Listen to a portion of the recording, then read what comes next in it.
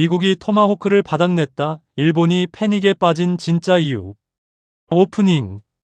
2026년 일본이 조용히 패닉 상태에 빠졌습니다. 이유는 하나입니다. 미국이 약속한 토마호크 미사일을 제때 줄 수 없다고 통보했기 때문입니다. 일본은 2024년 미국과 토마호크 400발 구매 계약을 맺었습니다. 2028년까지 순차적으로 받기로 했습니다. 그런데 미국이 중동에서 이란과 충돌하면서 토마호크를 대량으로 쏟아부었고 재고가 급감하자 동맹국 납품 일정이 뒤로 밀리기 시작했습니다. 가장 믿었던 동맹이 무기를 제때 안 준다. 이게 단순한 납품 지연 문제일까요? 아닙니다. 이건 현대 동맹의 민낯을 드러낸 사건입니다. 그리고 일본만의 문제가 아닙니다. 한국도 예외가 아니라는 걸 오늘 영상에서 직접 확인하실 수 있습니다. 일부 토마호크가 뭔데 이렇게 난리냐?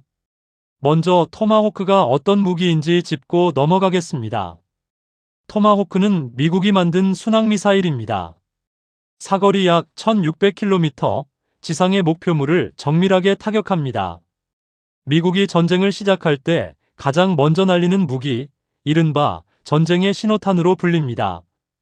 걸프전, 이라크전, 리비아 내전, 시리아 공습까지 미국이 개입한 거의 모든 전쟁에서 토마호크가 먼저 날아갔습니다. 그런데 이 토마호크, 쉽게 만들 수 있는 무기가 아닙니다. 정밀 유도 시스템, 소형 터보팬 엔진, 고도의 스텔스 설계까지 한 발 가격이 약 20억 원에 달합니다. 그리고 결정적으로 생산 속도가 느립니다.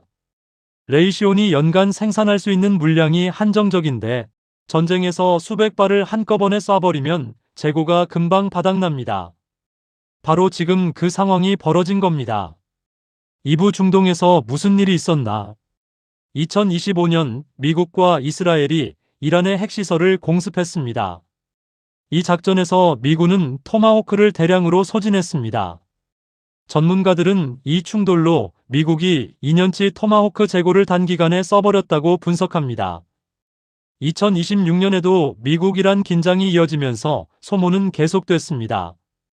결과는 명확합니다.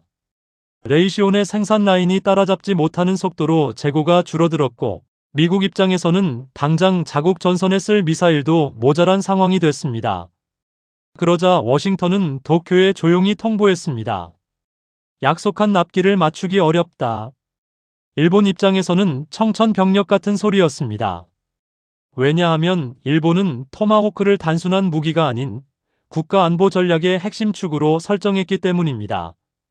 3부 일본은 왜 토마호크에 올인했나? 일본이 토마호크를 사려 한 배경을 이해하려면 일본의 안보 전략부터 알아야 합니다. 일본은 전후 70년간 전수방위 원칙을 지켜왔습니다. 공격받을 때만 방어한다는 원칙입니다. 그런데 최근 북한의 미사일, 도발, 중국의 군사력 팽창, 러시아의 우크라이나 침공까지 일본은 이 원칙만으로는 안전을 지킬 수 없다는 결론을 내렸습니다. 그래서 나온 게 반격 능력 보유 선언입니다. 적의 기지를 먼저 타격할 수 있는 능력을 갖추겠다는 겁니다. 토마호크는 그 반격 능력의 핵심 무기였습니다. 사거리 1600km면 규슈 해역에서 중국 내륙까지 닿습니다. 2024년 400발 계약을 맺었고 2026년 3월 이지스 호위함 조카이에 처음 설치도 완료했습니다. 그런데 나머지 물량의 납기가 흔들리기 시작한 겁니다. 자국산 장거리 미사일 개발이 완성되기 전까지 토마호크로 공백을 메우려던 계획이 삐걱거리게 됐습니다. 사부 일본의 대응 자국산으로 간다. 일본은 이번 사태를 보면서 결론 하나를 내렸습니다. 미국만 믿으면 안 된다. 이미 일본은 자국산 장거리 미사일 개발을 끝내고 배치 절차에 들어간 상태입니다. 사거리 약 1000km 수준의 국산 미사일을 규슈 구마모토 기지를 시작으로 혼슈 시즈오카 기지 등에 순차 배치할 예정입니다. 미국 백악관은 2027 회계연도 국방 예산으로 무려 1조 5천억 달러, 우리 돈 약 2260조 원을 편성하는 계획을 세웠습니다. 현재 예산 대비 40% 이상 급증한 규모입니다. 이 막대한 예산의 상당 부분이 자국 무기 재고 보충에 쓰일 예정입니다. 그 과정에서 동맹국 납품은 계속 뒤로 밀릴 수밖에 없습니다. 일본은 그 현실을 직시하고 남한테 기대지 않는 독자 타격 능력 확보로 방향을 틀었습니다. 오부 한국은 괜찮은가 불편한 진실. 자, 여기서 불편한 질문을 해야 합니다. 한국은 괜찮을까요? 솔직히 말씀드리면 한국도 예외가 아닙니다. 한국군이 미국에 발주해 놓은 무기들이 있습니다. 패트리어트 요격 미사일, 각종 첨단 무기 체계들. 이것들도 중동 소모전이 길어지면 납기가 뒤로 밀릴 수 있습니다. 더 근본적인 문제가 있습니다. 유사시 미국이 한반도에 전략 자산을 즉각 투입해 줄 것이라는 보장이 얼마나 확실한가. 현대전은 동시다발적입니다. 중동에서 이란과 싸우면서 유럽에서 러시아를 막으면서 동시에 한반도까지 신경 쓰는 건 미국도 한계가 있습니다. 전문가들은 이렇게 말합니다. 전쟁 억제력의 기준은 동맹이 얼마나 강한가가 아니라 자체적으로 초기 전선을 얼마나 오래 버틸 수 있는가로 이동하고 있다.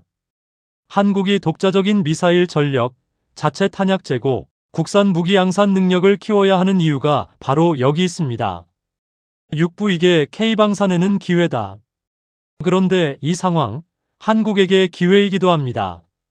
미국 무기 납기가 불안해지자 세계 각국이 대안을 찾고 있습니다. 빠른 납기, 검증된 성능, 합리적 가격. 이 세 가지를 동시에 갖춘 나라가 지금 한국입니다. K9 자주포, 천무 다연장, 천궁 미사일 방어 체계. 이것들이 지금 전 세계에서 팔리는 이유가 바로 미국 무기의 빈자리를 채워주기 때문입니다. 토마호크 재고 부족 사태가 길어질수록 K방산이 주목받는 시간도 길어집니다. 위기가 기회가 되는 방산의 아이러니입니다. 클로징. 정리해드리겠습니다. 미국이 중동에서 토마호크를 대량 소진했습니다. 재고가 부족해지자 일본 납기가 흔들렸습니다.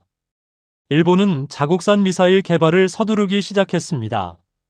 그리고 이 사태가 우리에게 던지는 메시지는 명확합니다. 동맹은 밑돼, 자립은 필수다.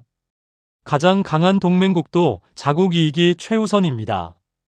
유사시 한반도를 지키는 건 결국 우리 자신입니다. 그 현실을 직시하는 나라만이 살아남을 수 있습니다. 오늘 영상이 도움이 되셨다면 구독과 좋아요 부탁드립니다. 다음 영상에서는 미국 무기 의존에서 벗어나려는 나라들이 왜 모두 K방산을 선택하는지 다뤄보겠습니다. 감사합니다.